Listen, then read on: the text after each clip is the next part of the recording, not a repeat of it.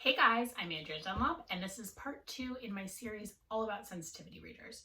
So in the last video, I covered what a sensitivity reader is and when you might need one. And today I'm going to be getting into some of the controversy around this topic. So as with anything that exists at the sort of intersection of race and culture, there are a lot of people who have a lot to say about the concept of hiring sensitivity readers. And so as I was doing a deep dive into this topic, I sort of found that for me, these arguments fit into two buckets. So there was sort of the specious bad faith arguments about this, and then there were some really solid arguments around this. And so I've kind of put those into two different videos, and today I'm going to be talking about that first category. So to me, the bad faith arguments. And, obviously I want to just, state that this is all my opinion, formed by my years working in book publishing and my time as an author. But I encourage you to go and read all of these op-eds that I'm going to be quoting from today. I've linked them on my blog, and you can form your own opinion about whether or not these arguments hold weight. And obviously, I'm not here to censor you.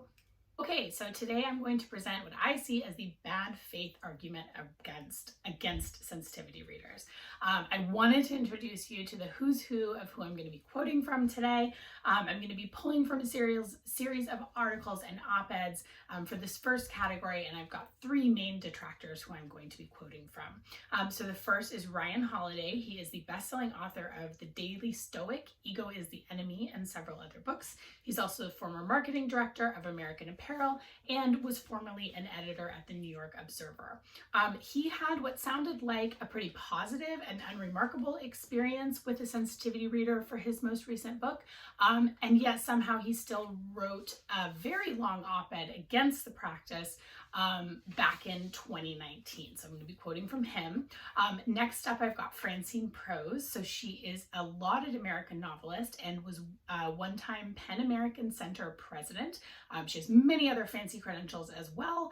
And she wrote an op-ed back in 2017 for the New York Review of Books on this topic called The Problem with Problematic. And this conversation would not be complete without Lionel Shriver, most famously the author of We Need to Talk About Kevin, although at this point I would argue that she's most famous for being kind of the patron saint of bad takes in the literary world. I would argue, after looking into her a little more deeply, that a lot of this is deliberate. I think that she likes being a provocateur. She wore a sombrero to give a keynote address. I should mention that she is white in case that wasn't obvious, to protest censorship. And she wrote a piece about this called "We Need to Talk About Sense and Sensitivity Readers." Big medal for the person who came up with that title. That was for The Guardian back in 2017.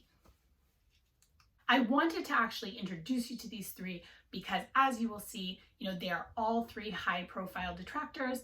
They're all quite powerful in their own right, and power dynamics are really at the crux of this conversation. Okay, so the first big argument that's really at the center of this is that sensitivity readers are tantamount to censorship. So I'm going to just go ahead and read you some quotes. So first up, we've got Ryan Holiday, who says, "The sensitivity readers who get to decide which books are and are not okay to publish and which words can be said and in which context are burning books, along with the fearful authors and publishers who empower them in their eagerness to avoid trouble." Francine Prose has this to say, "It's undeniable that the literary voices of marginalized communities have been underrepresented in the publishing world, but the lessons of history warn us about the dangers of censorship. Unless they are written by members of a marginalized group, the harsh realities experienced by members of that group are dismissed as stereotypical, discouraging writers from every group from describing the world as it is rather than the world that we would like." And next up, we've got Lionel Shriver, who says, "It's not clear that authors are equally free to ignore the censoriousness of sensitivity readers," her quote's not mine, "to whom some American editors are currently sending unpublished works for review. There's a thin line between combing through manuscripts for anything potentially objectionable to particular subgroups and overt political censorship."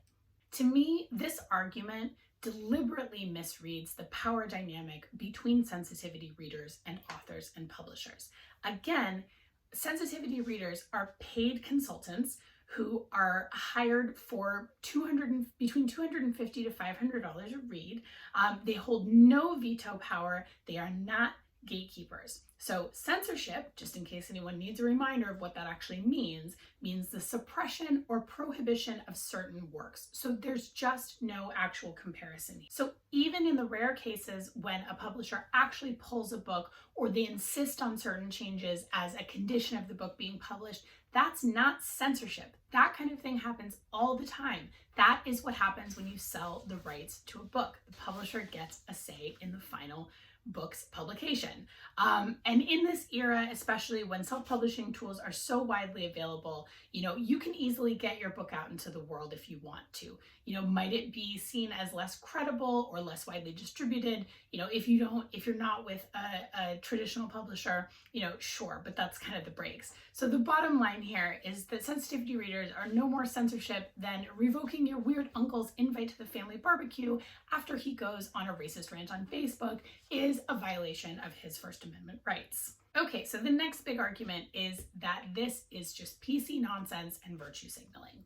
I found in these varied arguments that they kind of tended to rope in, sensitivity readers with kind of the online reaction to books that happens afterwards, a kind of, cancel culture or call out culture, if you will.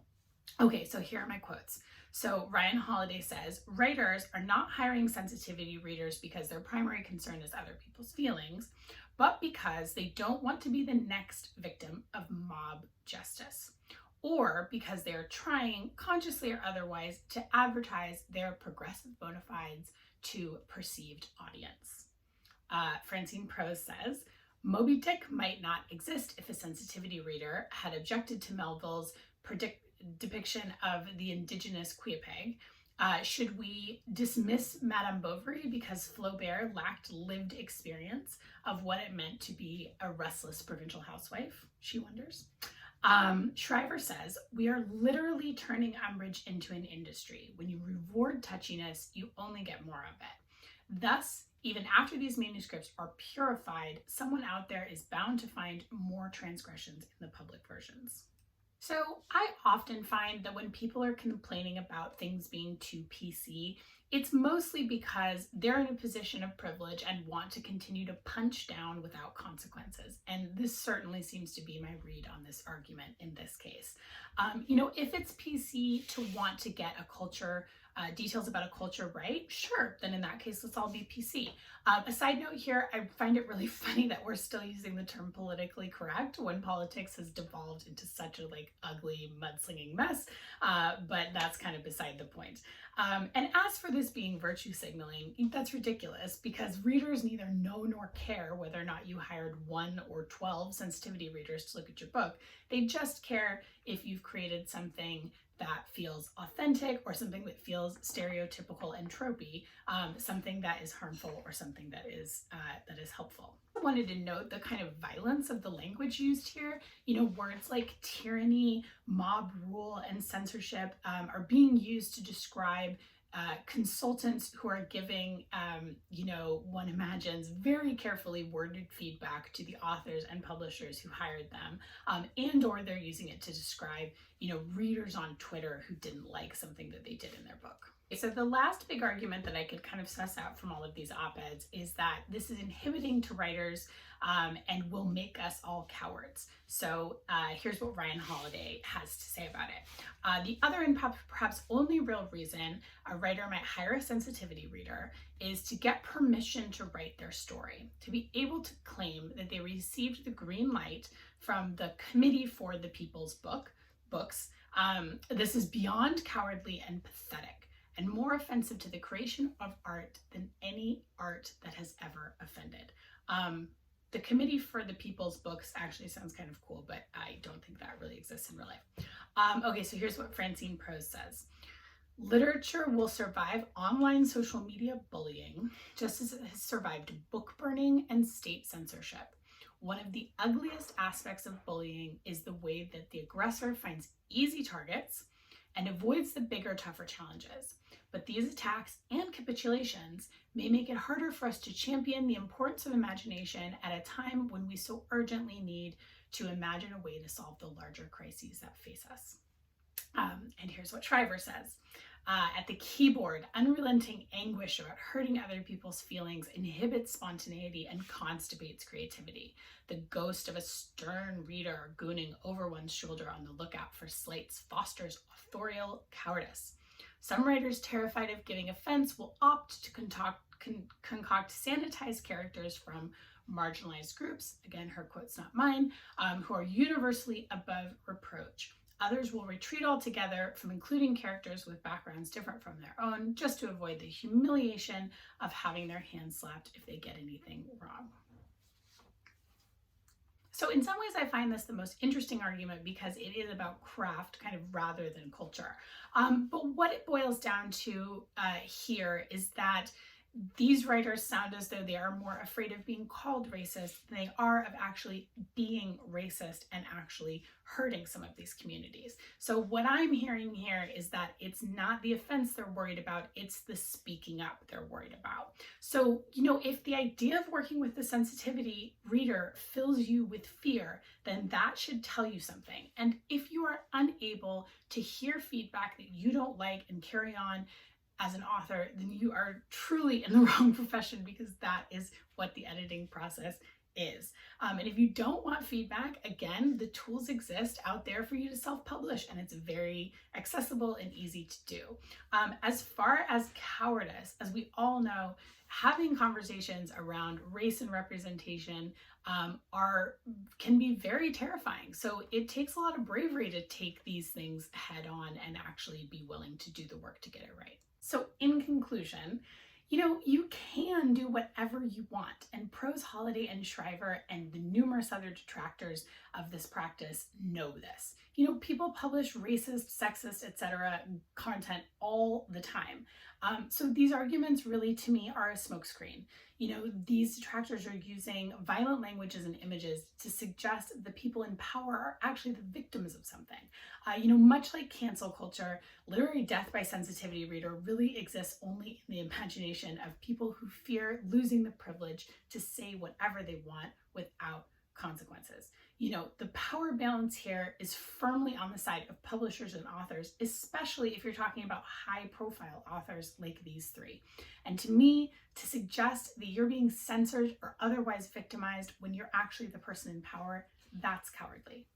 Okay, so that kind of covers some of the bad faith arguments that I found. And next week, I'm going to get into some of the solid ones. So be sure to tune in for that.